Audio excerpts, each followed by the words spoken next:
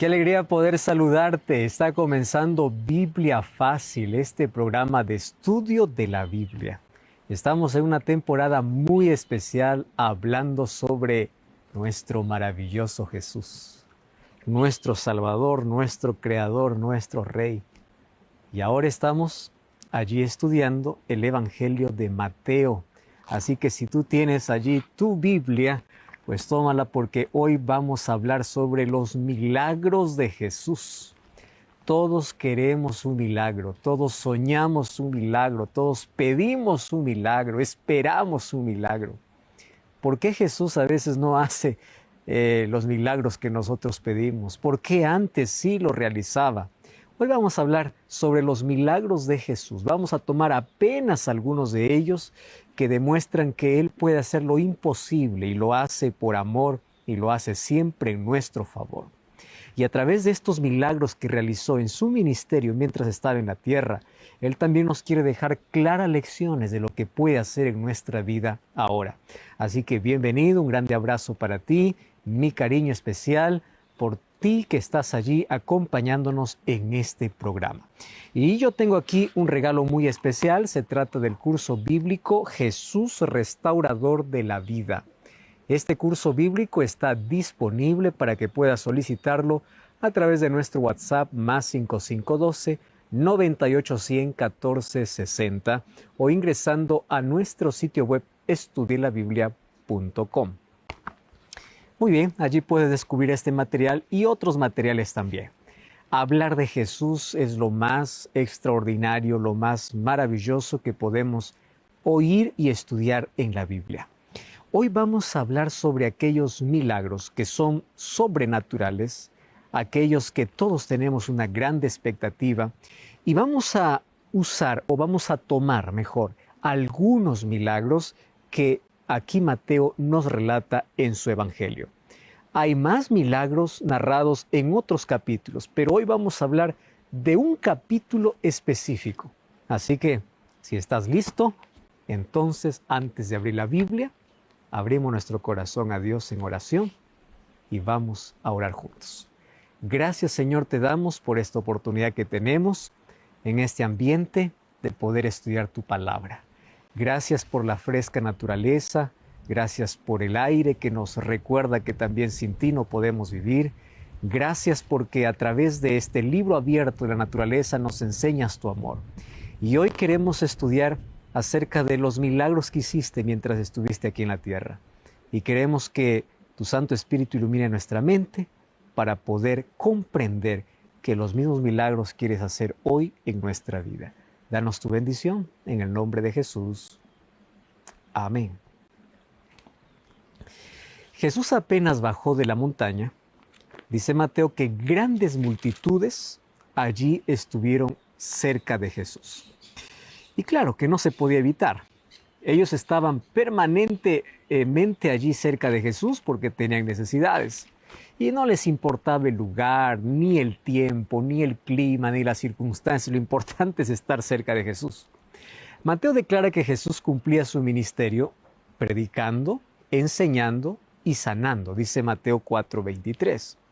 Y ya lo demostró predicando el Evangelio en Mateo capítulo 4, versículo 17, diciendo: el reino de los cielos se ha acercado. Ya enseñó, recuerdas, el Sermón del Monte, Mateo capítulo 5 al capítulo 7. Ahora vamos a hablar acerca de algunos milagros que muestran el poder de Jesús, porque Él predicaba, enseñaba y sanaba. Vamos a Mateo capítulo 8, a partir del verso 1 al verso 4, nosotros encontramos la siguiente historia. Cuando Jesús descendió del monte, le seguía mucha gente, y he aquí un leproso se postró ante él diciendo: Señor, si quieres puedes limpiarme. Jesús extendió la mano y le tocó diciendo: yo quiero, sé limpio. Y al instante su lepra desapareció.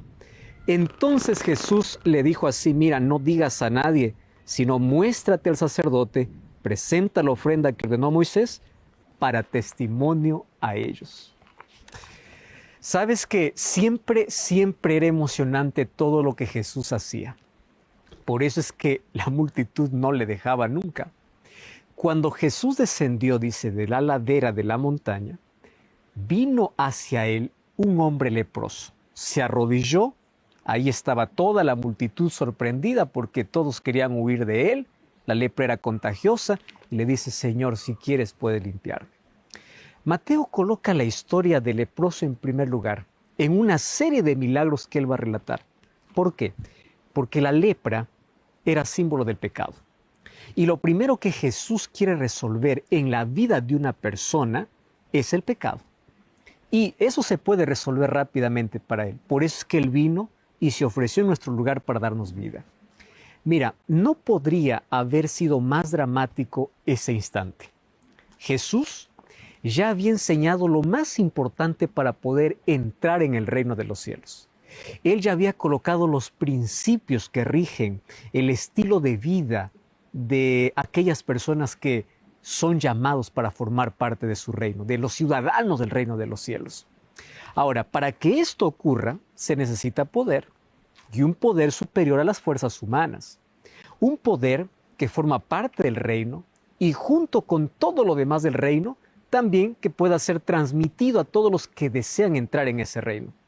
Y ese poder tiene que venir solamente de Jesús. De otro modo, pues la entrada al reino sería imposible. Ahora, la oportunidad de poder esto colocar en acción está aquí. La multitud está en silencio absoluto, viendo qué cosa es lo que va a suceder, qué cosa es lo que va a ocurrir, cómo Jesús va a responder a ese pedido.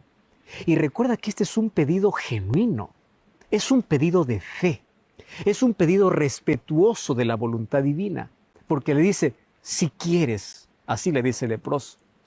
Y Jesús extiende la mano y lo tocó, y él dice, yo quiero. Tú sabes que tocar a un leproso era arriesgarse a una infección o inclusive a la acusación de todos, porque eso significaba que una persona que tocaba a un leproso estaba impura y tenía que purificarse ceremonialmente. Ya te dije que la lepra era un símbolo de pecado, y los judíos consideraban que la lepra era la marca visible del desagrado de Dios, porque obviamente aparecía en una persona que ellos consideraban pecadora. Y claro, había algunos ejemplos. Por ejemplo, María, la hermana de Moisés, apareció leprosa después de criticar. Números capítulo 12. Giesi, el siervo de Eliseo, quedó leproso después de reclamar algo que no era para sí. El rey Usías dice que fue castigado con la lepra. O sea, habían pecados específicos que traía esto. Y claro, los judíos, como creían que ningún médico debía ni siquiera intentar la curación de un leproso porque esta era una enfermedad dada por Dios como castigo, entonces no había ninguna intención de poder curar a un leproso. Y es por eso que cuando Naamán, el jefe del ejército de Siria, visitó al rey de Israel pidiendo que le curara de su lepra, ¿qué cosa respondió el rey? ¿Acaso soy Dios? Porque creía que solamente Dios podría hacer eso. Y claro, fíjate que con una sencillez solo comprensible para los creyentes, Jesús responde al leproso, yo quiero, sé limpio. Y Mateo informa, al instante quedó sano de su lepra.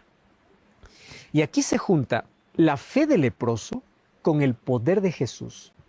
Y el testimonio de Mateo es muy fuerte cuando narra la historia, porque allí dice que todos nosotros, cuando creemos y tenemos fe en Jesús, Él nos puede limpiar, nos puede purificar, nos puede transformar. Y así nosotros podemos entrar a su reino. Bueno, el contenido de esa preciosa frase parece tan simple, es bella y es perfecta. Y es la manera como Jesús actúa con su poder en nuestra vida. No exige de grandes requisitos, solamente está pidiendo que tú reconozcas tu condición, reconozcas tu necesidad, expreses tu fe. Y Jesús está listo para actuar. Y para ir a Jesús no hay límites burocráticos, no hay rituales extraordinarios, no hay demandas que pagar, no hay méritos que justificar. Solo necesitas creer. Y aquí Jesús expresa su voluntad a una orden simple. Yo quiero ser limpio. Porque la verdadera autoridad no necesita de argumentos para demostrarse. Jesús no tuvo que decir, aquí el que manda soy yo y tienes que obedecerme. No, hasta la enfermedad reconoció el poder de mando de Dios. Por eso es que la lepra se fue al instante. Eso es lo que dice allí el texto bíblico. Ahora, fíjate Finalmente nosotros, todos somos leprosos y todos necesitamos de ese poder de Dios. Porque aunque no tenemos la lepra físicamente, el pecado es como una lepra que nos destruye. Y luego Jesús le dice, mira, anda, preséntate al sacerdote, no digas a nadie, ofrece tu ofrenda, no digas con palabras a nadie lo que ha sido hecho contigo. Ah, interesante. ¿Sabes que primero Jesús allí lo limpia? Luego le manda para que los sacerdotes puedan observar, porque cuando los sacerdotes observaban podían declararle limpio y ahora nuevamente aceptado por toda la sociedad. Y allí le dice, no salgas por ahí hablando que no tienes lepra porque nadie te creerá. La gente va a correr de ti porque te conoce que eres un leproso. Por eso es que necesitas primero ir al sacerdote para que te declare limpio. Ahora, qué interesante, una vez que tú hayas ofrecido tu ofrenda en gratitud a Dios por la sanidad, entonces habrás sido libre completamente. Si te das cuenta, Jesús aquí está colocando algunas cosas muy interesantes. Ahora, para que ese testimonio sea válido, tiene que ser aceptado. Y si es aceptable, tiene que cumplir aún los requisitos que para Dios son aceptables. Y no es que Dios está aquí colocando requisitos. Lo que pasa es que a veces la gente no entiende, la gente no acepta.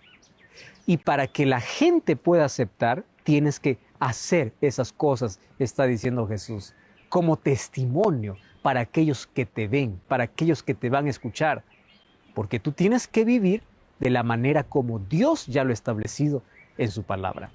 Ahora, Dios hoy puede restaurar todo aquello que para ti es imposible. Su toque de amor hoy puede cambiar tu historia y lo puede cambiar para siempre. ¡Wow! Este es un milagro de fe. Un milagro de fe que conduce al reino de los cielos. Ahora, déjame hablarte esta historia de manera más personal. Nosotros no tenemos una lepra física, pero sí tenemos una lepra espiritual. Tú sabes que los leprosos, a medida que la enfermedad aumentaba, la carne se podría y caía a los pedazos. ¿Cuántas veces el pecado nos derrumba por dentro? Hace que nuestros sueños caigan a pedazos, hace que nuestra vida esté destruida, hace que la gente se pueda alejar de nosotros, nos aísla de la sociedad, ya que un leproso ni siquiera podía estar con su familia, estaba condenado a vivir y a morir en la soledad. Y él incluso tenía que colocarse un paño negro, como diciendo, yo estoy muerto en vida. Y él tenía que juntarse con otros leprosos, y cuando alguien sano estaba cerca de él, tenía que gritar que él es inmundo. Imagínate vivir cada día solamente pensando que vas a morir. No hay sueños, no hay metas, no hay objetivos, no hay absolutamente nada. Tú sabes que el destino es la muerte. Ellos no tienen ni siquiera un abrazo. Ellos no tienen la compasión de la gente. Incluso para comer no hay nadie que les cocine y nadie les va a vender alimentos. Ellos se contentan con las migajas de comida que la gente les echa. Y ellos están en los basurales. ¿Qué tipo de vida es esa?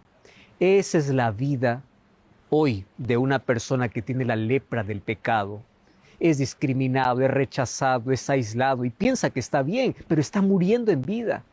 Mas allí aparece Jesús y Jesús pasa cerca de nosotros y Jesús tiene compasión de nosotros. Pero hay un solo asunto que tenemos que hacer. Nosotros tenemos que ejercer fe. Nosotros tenemos que correr a Él. Nosotros tenemos que postrarse a Él o que postrarnos a Él. Y nosotros tenemos que apelar a su voluntad. Señor, si tú quieres, puedes. Y aquí viene dos frases interesantes. Si tú quieres, Dios puede.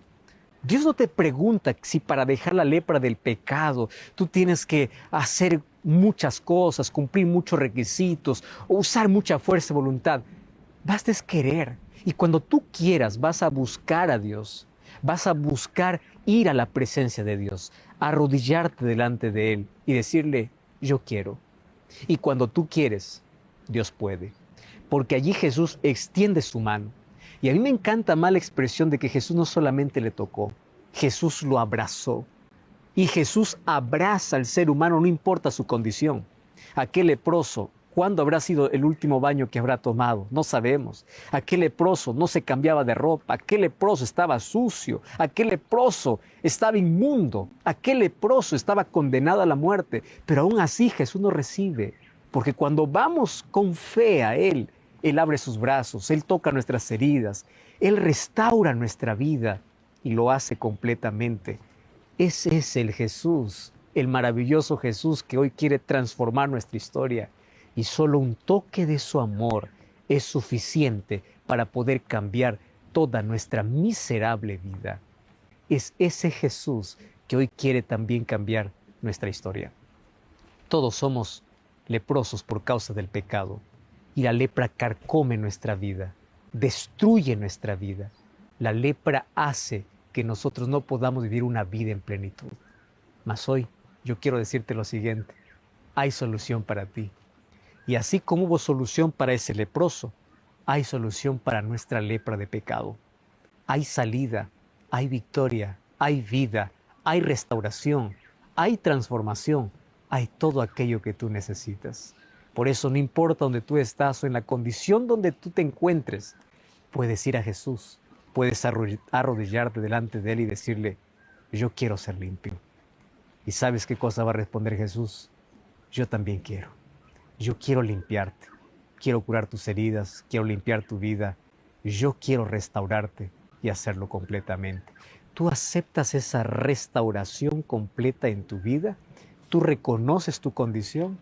¿Tú crees que necesitas de Jesús? Deja los prejuicios, deja lo que la gente pueda pensar, lo que la gente pueda decir, deja lo que la gente pueda impedir y acércate hasta Jesús.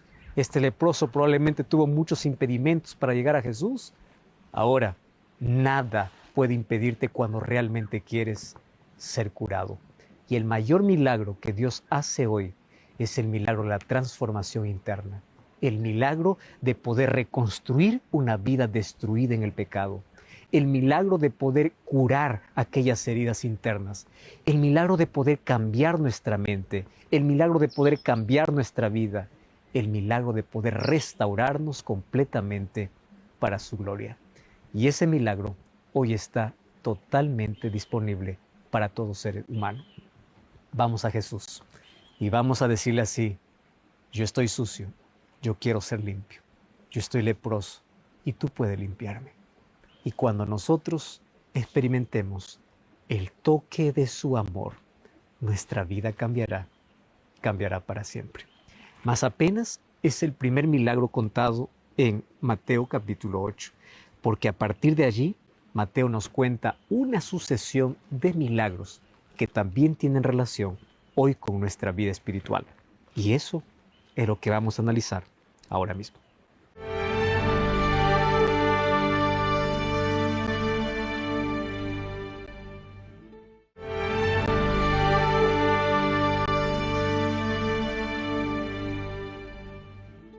Continuamos allí con lo que registra Mateo en cuanto a los milagros de Jesús. Mateo 8, 5 y 6 cuenta del milagro de fe que conduce al reino de los cielos.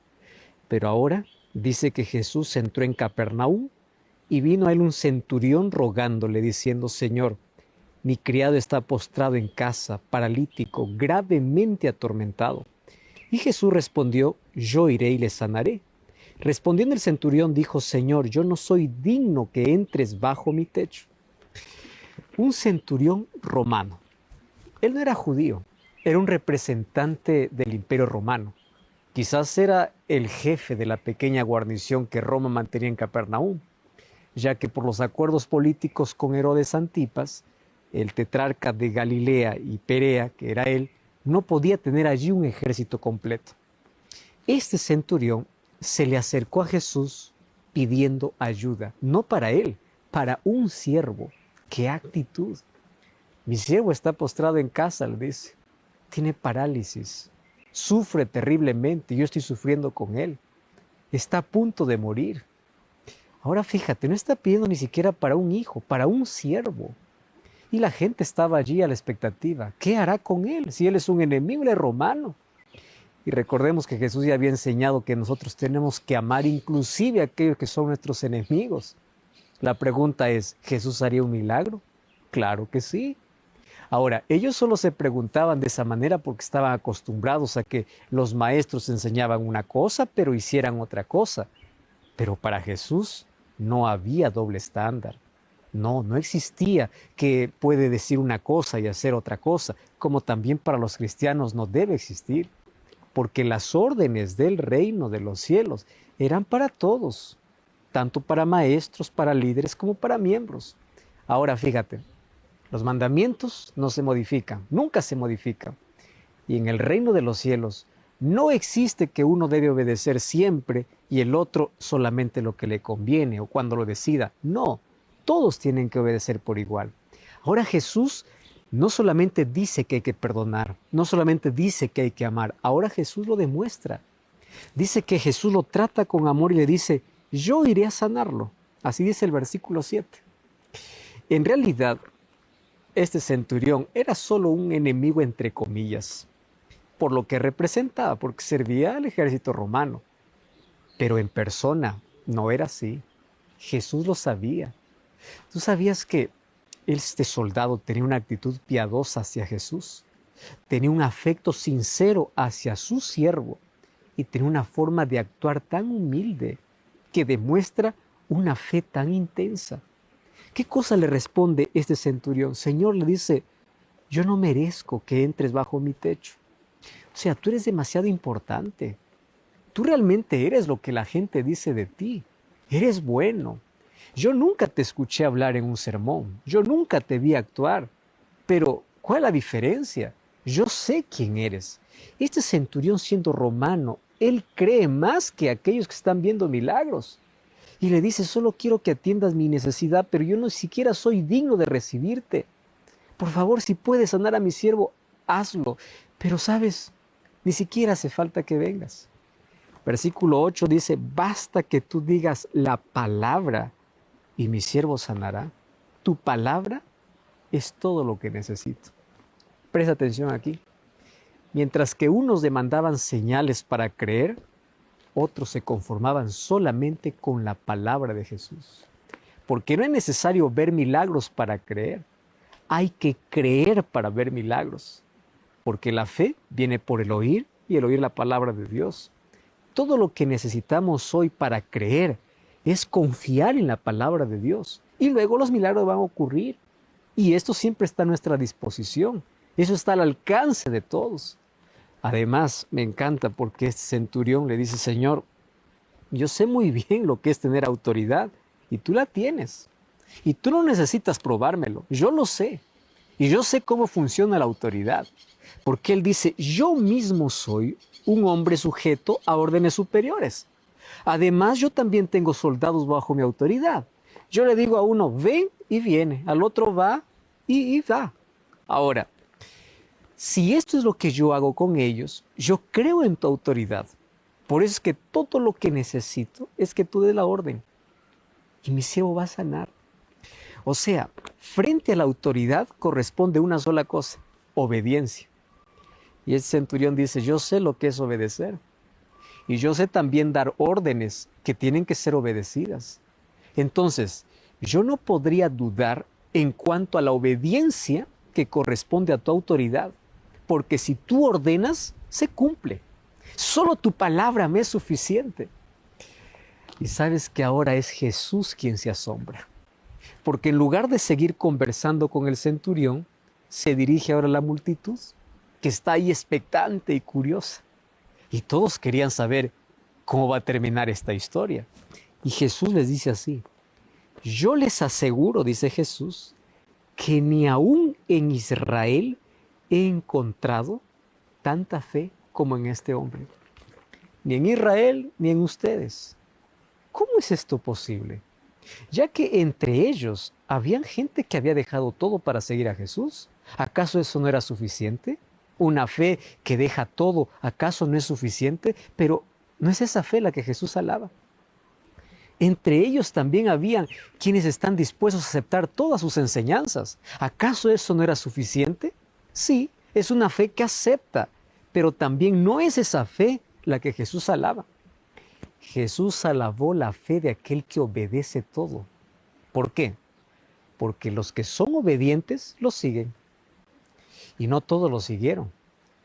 No todos obedecieron. Todos los que son obedientes aceptan todo. Pero no todos los que estaban allí realmente le obedecieron ni aceptaron todo lo que él decía. O sea, los obedientes son aquellos que entran en el reino de los cielos. Por eso Jesús continúa y ahora se dirige al centurión y fíjate lo que dice.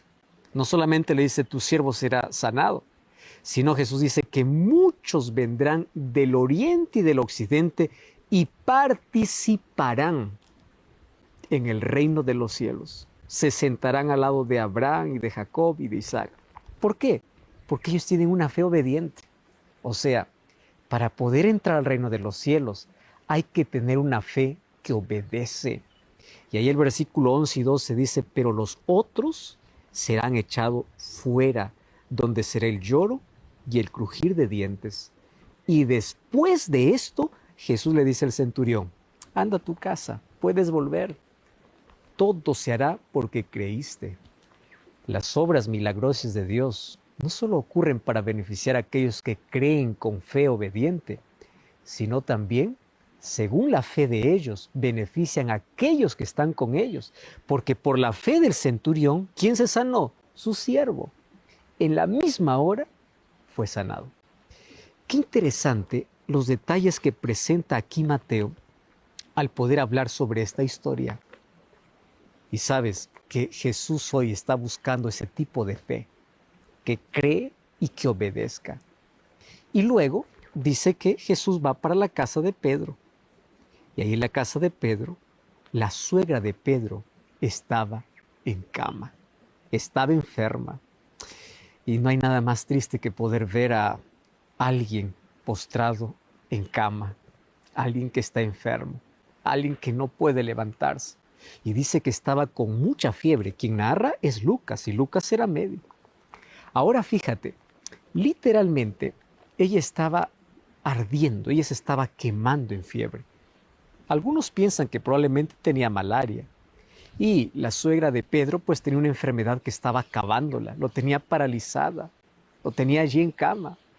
Y Jesús no podía quedar indiferente, porque ella era amada por Pedro, amada por la esposa de Pedro, y por eso lo tenían inclusive ahí en su casa. Además dice que era una mujer muy servicial, y con su servicio pues se beneficiaban todos. Y Jesús manifestó también su afecto allí por ella.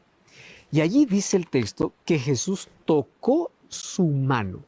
Fíjate, los judíos, por causa de sus leyes, ellos no podían tocar a los enfermos que padecían ciertas fiebres, porque hacerlo significaba quedar ceremonialmente impuros.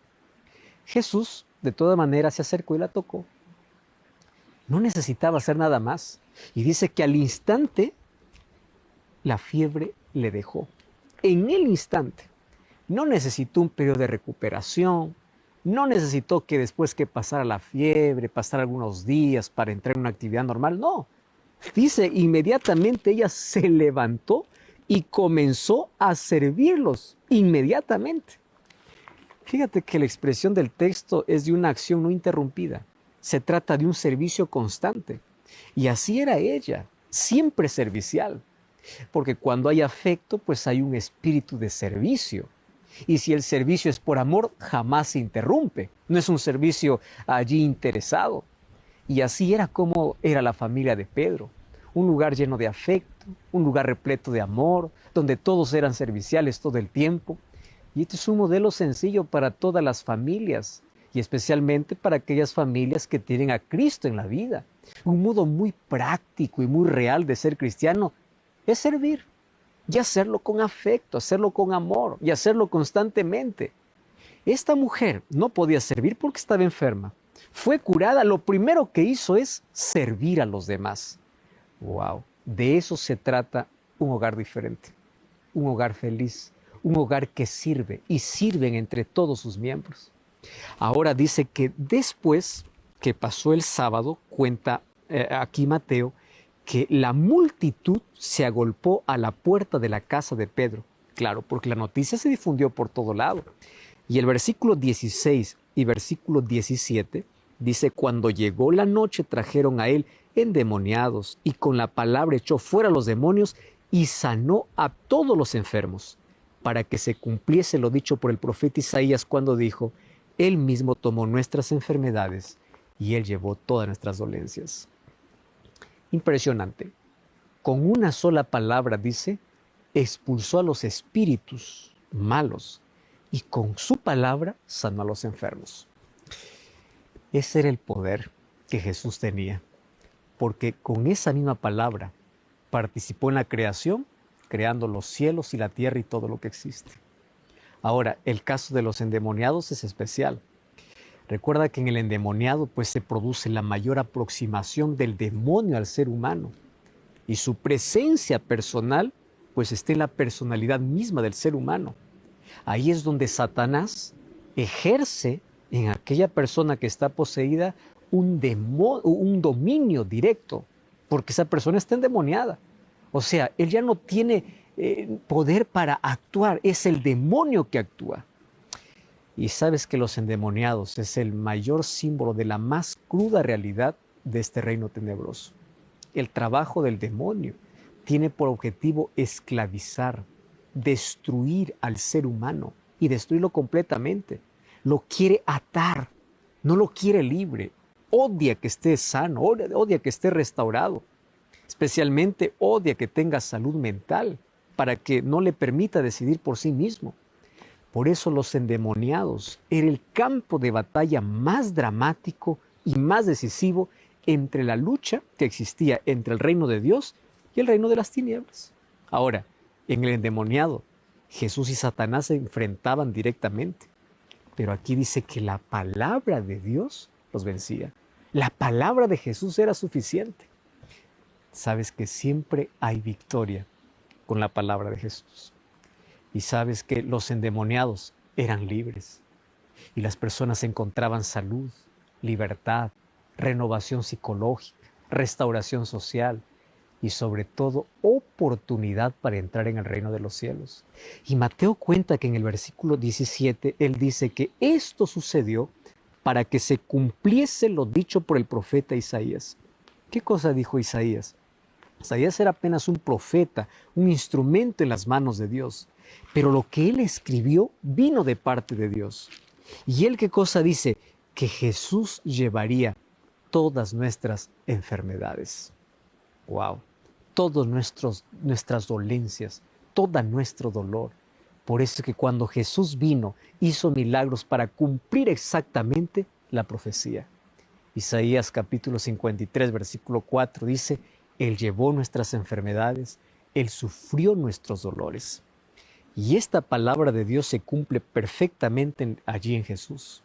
Cuando Él enfrenta primero a los endemoniados y los vence, cuando Él cura a los enfermos, cuando Él restaura la salud de aquellos que están incapacitados, cuando ofrece vida y restauración completa al ser humano, se está cumpliendo lo que las profecías decían acerca de quién era Jesús.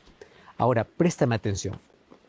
En estas tres historias que Mateo nos cuenta de una sucesión de milagros, encontramos lecciones para nuestra vida. Número 1, nosotros debemos tener la misma fe que tenía aquel centurión que fue para Jesús. ¿Y sabes qué cosa hace la fe? Nos hace creer en su palabra. Por eso es que el centurión le dice, solamente di la palabra, yo creo en tu palabra. No necesito ver para creer. Yo creo, y si yo creo, sé que voy a ver. Y a Dios le gusta encontrar ese tipo de personas que estén dispuestos a creer en la palabra de Dios. Número 2, habla mucho de la nobleza de este hombre. Un hombre de autoridad que tenía compasión de su siervo. No importa la autoridad que tengas, el cargo que tengas, compadécete de los más necesitados. Y él se va a humillarse literalmente delante de Jesús para pedir un favor, no por un familiar, sino por un siervo. Esto muestra la grandeza y la nobleza de carácter de este hombre. Y Dios está buscando ese tipo de personas que olviden sus cargos y posiciones y que se dediquen a aliviar el dolor de aquellos que necesitan, de aquellos que no tienen tantas posibilidades en la vida, ni siquiera de poder movilizarse. Luego encontramos la sanidad de la suegra de Pedro, una mujer servicial. Dios está buscando seres humanos que puedan servir. Si te das cuenta, en estas dos historias de los dos milagros hay una relación interesante.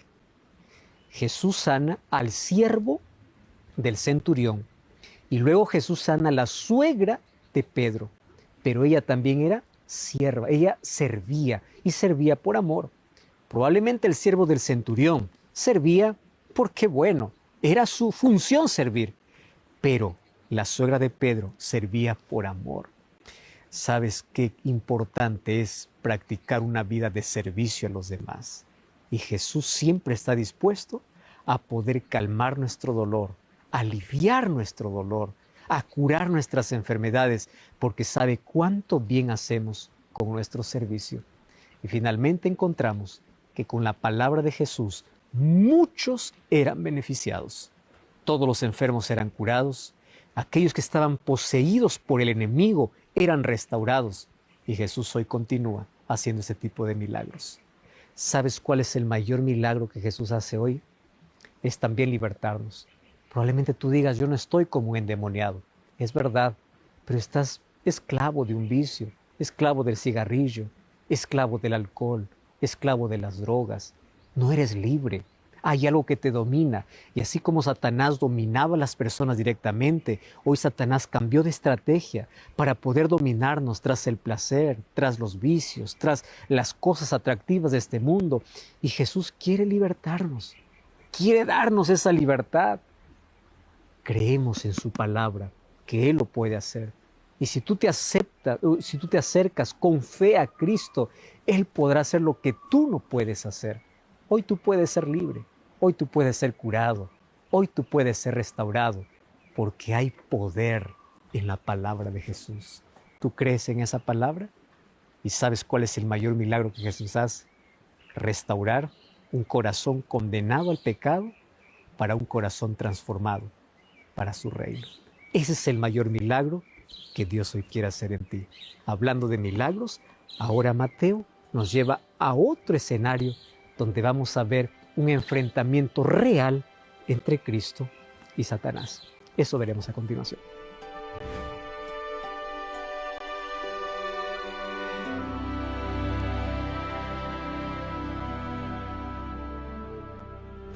Capítulo 8 de Mateo comienza hablando sobre la curación de un leproso, sobre el siervo de un centurión que recibió un milagro por la fe que este centurión tenía, también sobre la sanación de la suegra de Pedro.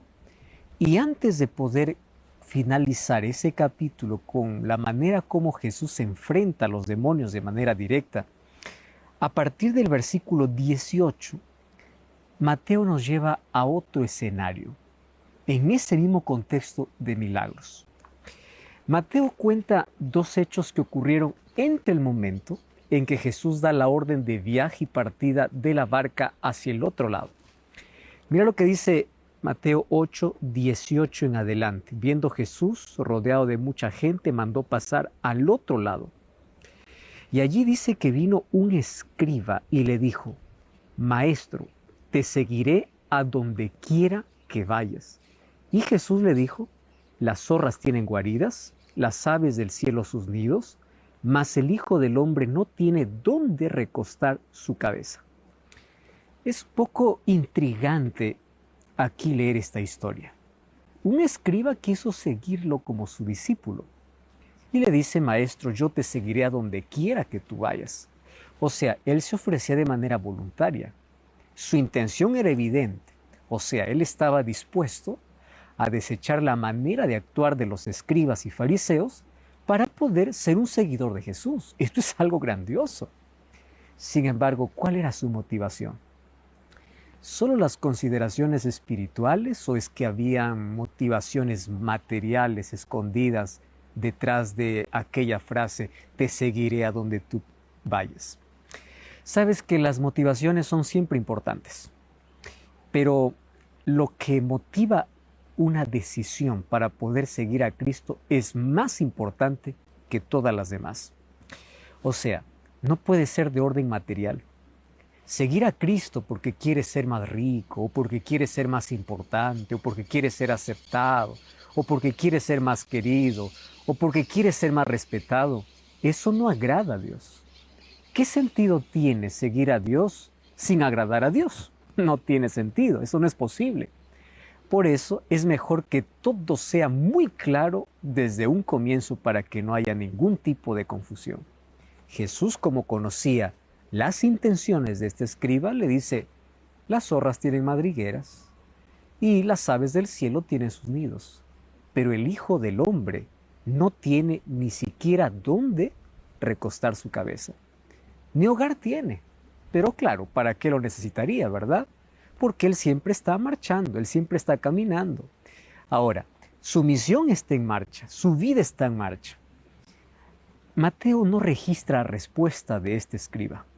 Probablemente fue un discípulo permanente de Jesús, aunque no de los 12, que le siguió por donde Jesús haya ido, porque había muchas personas que eran sus discípulos incondicionales, acompañaban siempre a Jesús. Ahora, allí cuenta otra historia.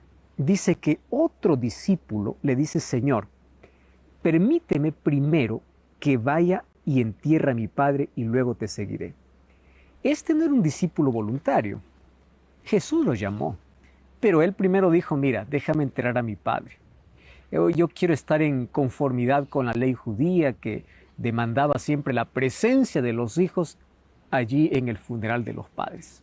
O sea, él quería estar en armonía con lo que la comunidad consideraba aceptable, correcto. Él quería mantener un prestigio antes que relacionarse con Cristo. Ahora, el problema es que Jesús no le está prohibiendo que él vaya a enterrar a su padre. Esta es una simple excusa tonta que está diciendo, cuando mi padre muera te seguiré. Él está postergando una decisión. No es que su padre estaba enfermo, nadie sabe eso. Lo que está claro es que él estaba colocando una excusa. Y cuando uno quiere colocar una excusa, cualquier cosa sirve, ¿verdad?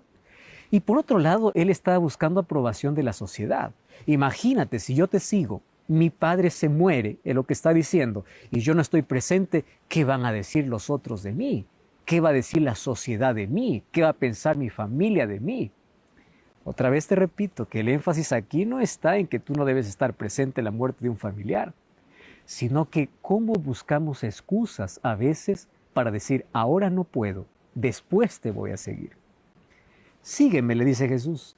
Y Jesús le dice así, deja que los muertos entierren a sus muertos. ¿Qué cosa es lo que está diciendo Jesús aquí? Deja que los muertos entierren a sus muertos. Claro, los muertos espirituales pueden dedicarse a enterrar a los muertos. Los muertos espirituales pueden pensar que para vivir pues necesitan la aprobación social. Los muertos espirituales pueden trabajar para una sociedad y ocuparse obviamente de aquellos asuntos que algunos y muchos de ellos son irrelevantes.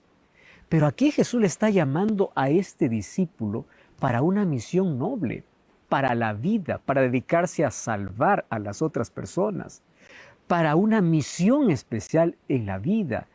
Jesús le está invitando para algo superior, solo que muchas veces los seres humanos, al colocar nuestras tontas excusas, obviamente que nos perdemos de las grandes bendiciones al no tener un compromiso con Dios. Y muchos como este muchacho, obviamente están buscando primero la aprobación de la sociedad antes que la aprobación de Dios. Muchos prefieren estar correctos ante los demás, no importa si para Dios no es lo correcto. Y luego Mateo nos cuenta que subió para la barca y bueno, sus discípulos lo siguieron. A partir del versículo 23 en adelante comienza allí una travesía a través de todo el lago. Más o menos tuvieron que navegar unos 12 kilómetros. Era ya tarde, pronto se haría noche y de pronto comenzó allí la furia del viento. Allí ese viento que venía de las montañas y agitaba el lago y de pronto creció aceleradamente y llegó la tormenta. Y la tormenta fue fuerte, tanto así que levantaba grandes olas que inundaban toda la barca. Ahora, los discípulos obviamente recordemos que eran experimentados hombres pescadores. Ellos ya habían enfrentado muchas tormentas. Igualmente sabían que Las tormentas eran sorpresivas. Además, ese lago parecía quieto, pero cuando había tormentas realmente asustaba. Por eso es que al principio ellos pensaron de que era una situación pasajera, de que ellos finalmente sabían manejar esa circunstancia. Pero esta tormenta era totalmente diferente. Esa tormenta consumió sus energías hasta el punto de agotarlos. Entonces, cuando estaban agotados y se vieron perdidos, se acordaron de Jesús.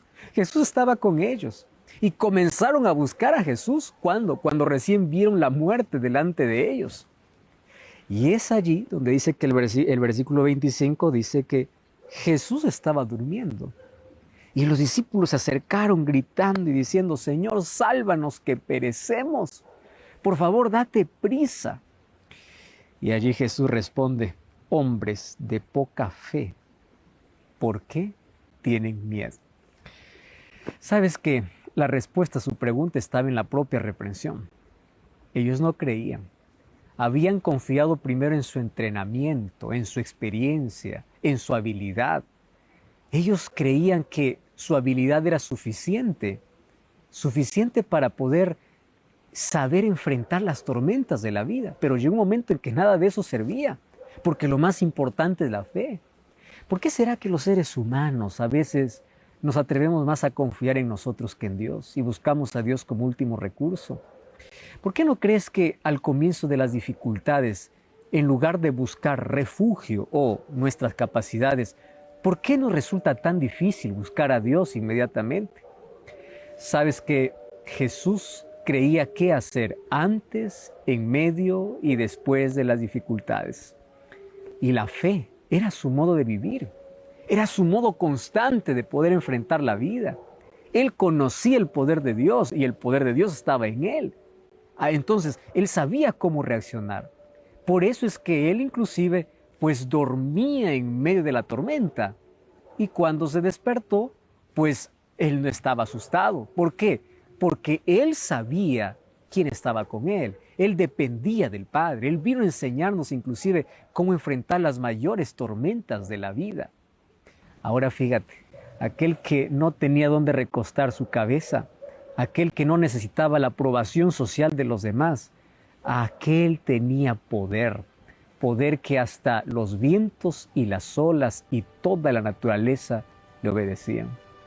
Y tú y yo necesitamos ese tipo de fe, porque por la fe podemos ver el poder de Dios actuando en nuestra vida. Y yo no sé que si en la travesía de la vida estás enfrentando aquellas tormentas inesperadas, todo está bien hasta que algo se rompe, algo se quiebra. Todo está bien hasta que llega una tragedia. Alguna ola intenta hundirnos en la vida. Y nosotros allí nos desesperamos y primero intentamos solucionar las cosas a nuestro modo. Y cuando de pronto todo está perdido, pues recién nos acordamos que Dios está a nuestro lado. Nos acordamos que nuestro refugio es Dios. Y a veces hacemos de Él nuestra última opción. Y eso es triste, ¿verdad? ¿Y sabes por qué? Porque Jesús quiere colocar en nuestro corazón paz. Y nosotros necesitamos tener fe, necesitamos creer. Vamos a llegar con seguridad a la otra orilla. Pero la otra orilla, para llegar a la otra orilla no significa que el mar va a estar calmado, no significa que la vida va a ser fácil. Pero si tienes fe y confianza en Dios, con seguridad, Él te va a fortalecer, Él te va a ayudar. Aquí en el libro de Mateo capítulo 8 aún no termina la secuencia de milagros, porque ya en el próximo programa veremos qué cosa sucede cuando Jesús llega a la otra orilla. Y es allí donde se enfrenta con gadarenos, es allí donde se enfrenta con endemoniados, es allí donde se enfrenta directamente con Satanás. Pero hasta aquí nosotros ya podemos tener varias lecciones para nuestra vida. Jesús puede calmar cualquier tempestad. Jesús puede curar cualquier enfermedad. Jesús puede restaurar cualquier vida. Jesús puede traer a nuestra vida aquellas cosas que hace tiempo las perdimos. Aquellas cosas que ya perdimos hasta la esperanza. Si has perdido la paz, si has perdido el consuelo, si has perdido la esperanza, si has perdido cualquier cosa en la vida, recuerda que Jesús está cerca de ti. Y yo siempre me pregunto, ¿cómo es que Jesús podía descansar en medio de la tempestad? Es que sabes, aquel que confía en Dios, aquel que confía en las promesas de Dios, aquel que depende de Dios, no importa la tempestad, siempre tendrá paz en el corazón. Y recuerda una cosa, si Dios no calma las tempestades de la vida, Él calmará tu corazón.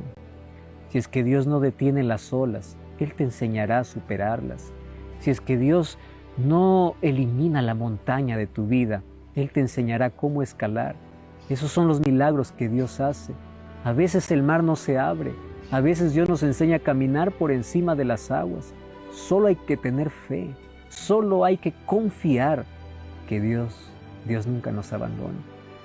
Que nada pueda robar tu sueño, tu descanso, tu paz y tu esperanza.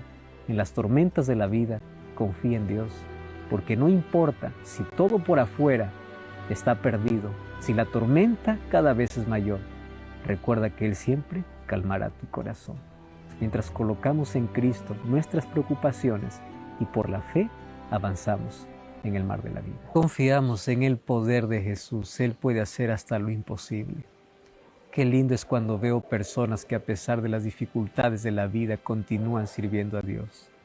Qué lindo es poder ver a personas que se aferran a la esperanza que tienen en Cristo. Nunca pierdas la fe. Pueden levantarse tormentas en la vida. Puedes pasar por tragedias. Puedes estar enfermo. Puedes estar en las mayores dificultades. Sigue confiando. Dios puede hacer un milagro en tu vida. Si Dios no quita aquella tormenta, si Dios no quita aquella enfermedad, sigue confiando, porque Él te dará la fuerza y la esperanza para seguir adelante. Coloca tu vida en sus manos. Vamos a orar. Gracias, Señor, por tu palabra, y gracias porque a través de ella entendemos el poder que Jesús tiene y lo que puede hacer en nuestro favor. Calma las tormentas de nuestra vida, o si no, coloca paz en nuestro corazón para poder continuar tranquilos confiando en ti a pesar de las tormentas que podamos enfrentar. Toma nuestro corazón, acepta nuestra entrega, haz un milagro en nuestra vida, en el nombre de Jesús. Amén. Que Dios te bendiga y te guarde. Un grande abrazo para ti, que Jesús coloque siempre paz en tu corazón y que en la esperanza puedas vivir cada día. Un grande abrazo para ti. Nos encontramos en el próximo capítulo de Biblia Fácil. Como siempre te espero con Biblia en mano aquí en Nuevo Tiempo.